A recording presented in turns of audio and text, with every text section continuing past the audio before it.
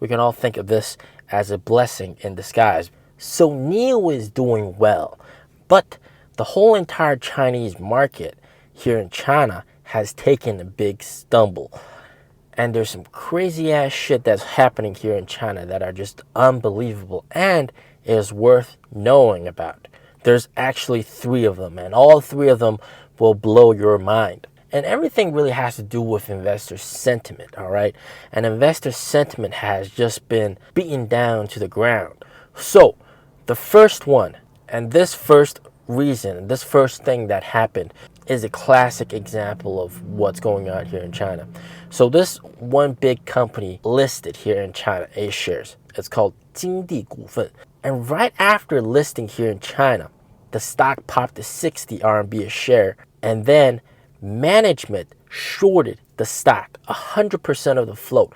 I mean, how is this crap even like allowed? So obviously the stock just absolutely cratered down. And the real question that a lot of people here in China are having is, first of all, how did this company get approved? On paper, that company says it's got 98% margins. I mean, 98%. Who has 98% margins, man? Even the Coke dealers got to bow down to this company. So how the hell did they get approved? And then also, how the hell are they allowed? Is management allowed to short the stock? People are comparing the situation to retail shareholders getting their blood drained out. And it's basically companies are using the stock market to basically cash out and then drain the blood out of retail shareholders. And it's just not good for investor sentiment here in China. Some absolute crazy shit, man.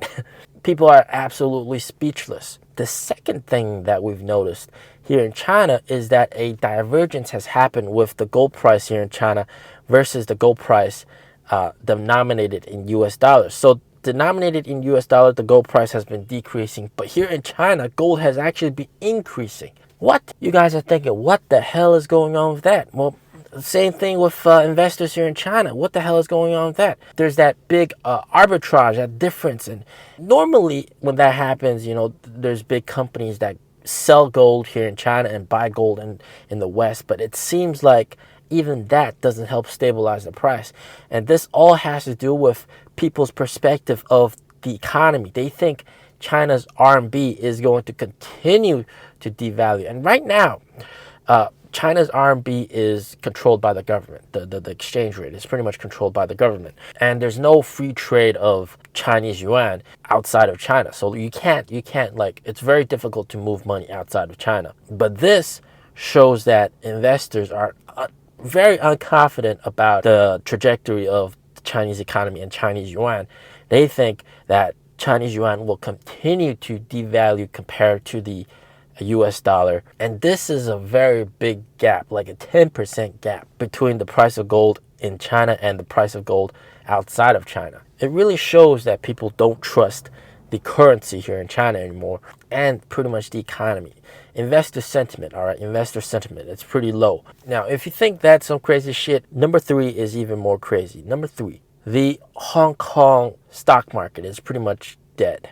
If you look at the S&P Hong Kong index, it went from an all-time high back in 2007 of 1,800 to now $25, and now it's actually 24-ish. What the hell happened? People are thinking, what the hell happened? And some people took a deeper dive and looked at the stocks that make up this whole entire index, and about 30% of them have zero trading volume. Nobody's buying them, nobody's selling them. It's just left there.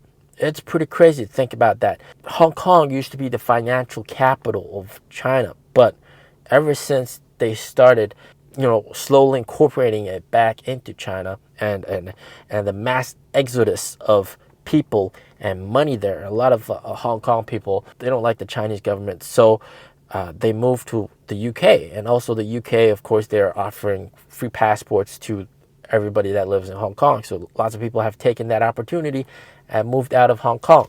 So that in general has also really hurt investor confidence. And a lot of people are also fearful that this is going to be what Chinese A shares are going to look like down the line, because trading volume for Chinese A shares has also been declining People have been losing confidence in the stock market. People are just quitting the stock market and saying, I am not going to buy stocks anymore. And the Hong Kong Exchange Committee, they've also tried to figure out a way to prop up the stock market to get investor confidence back. And the thing you see is, even after all those different things that the government did, for example, reducing margin loan interest rate by half, and then also allowing people to buy another home, all of those had only a temporary boost in investor confidence in the stock market. Only temporary boost, but then everything came back down. Even though NIO is doing tremendously well on paper, deliveries, market share, very, very good, all very good. But the whole entire sentiment surrounding China is just not helping. It's just not helping. It's dragging us down. And for NIO stock to really moon, we would first need investor sentiment to come back. And this is especially apparent here in China. We got to get Chinese people buying NIO stock, and people in the West in general have a good outlook for China. You see, in the West, it's pretty much like you buy S&P and you just hold it for 10 some years and you'll pretty much triple your money, stuff like that. But here in China, if you just hold A shares, you're not going to go anywhere. And it's pretty much all based on hype and interest and what the hot thing is right now.